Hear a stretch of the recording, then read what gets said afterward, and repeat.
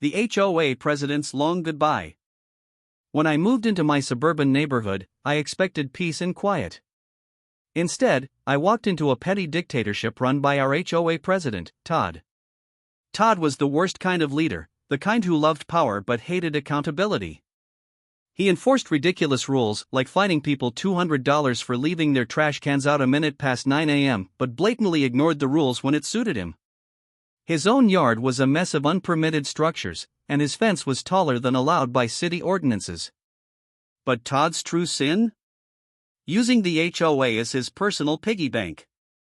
At first, I tried reasoning with him. My fence was slightly off color because the approved stain wasn't available, and he fined me $500. I explained, provided receipts, and asked for leniency.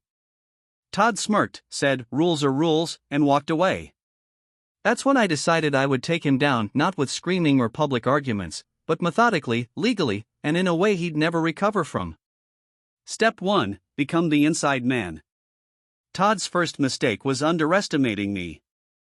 I volunteered for the HOA board under the guise of wanting to get involved in the community. I played the part of the eager, naive newbie perfectly. For 2 years, I attended every meeting, quietly observing how Todd operated. I learned he controlled the board by bullying other members and burying them in paperwork. He'd push through votes when only his allies were present and conveniently lose paperwork submitted by dissenting homeowners. I kept my head down, took detailed notes, and waited. My goal was to outlast his term as president so I could begin making changes. Then I discovered Todd's second mistake: he wasn't just a bully, he was a thief. Step 2: Follow the money. Todd loved to brag about how he kept the HOA's finances in order.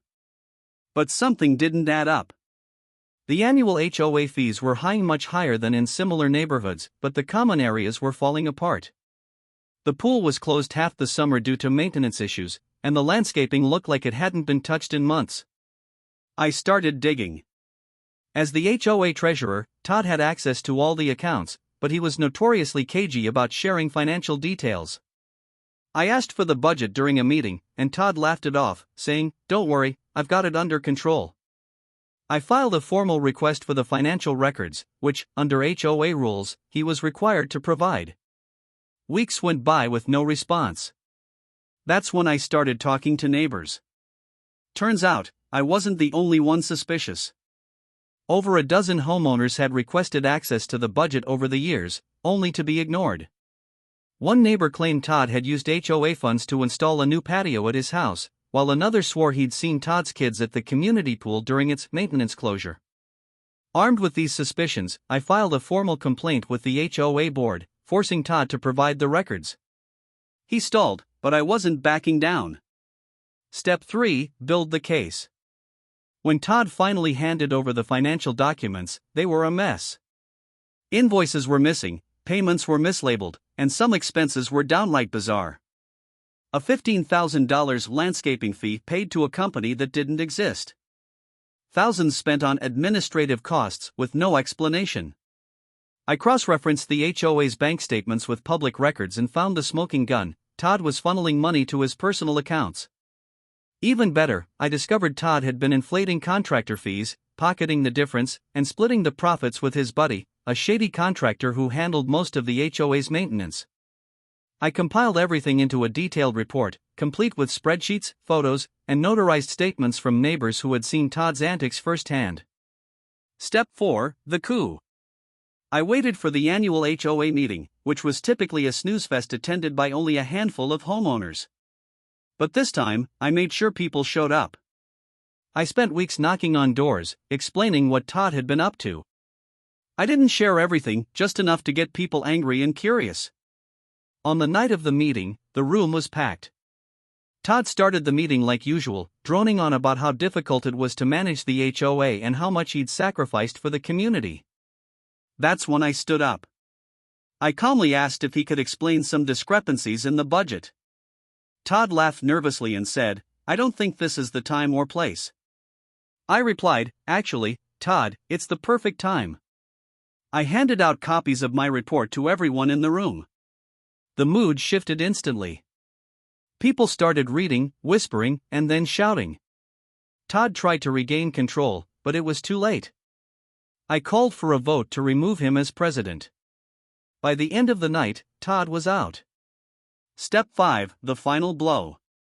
After Todd was removed, we hired an independent auditor to go through the HOA's finances.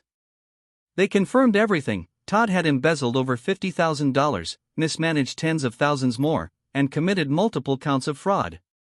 We reported him to the police and filed a civil lawsuit to recover the stolen funds. But it didn't end there. Todd's shady contractor buddy was also exposed and banned from doing business in the county. Todd had to sell his house to pay restitution and legal fees. His name became a running joke in the neighborhood, and no one would touch him professionally. With Todd gone, we restructured the HOA to prevent another dictator from taking over.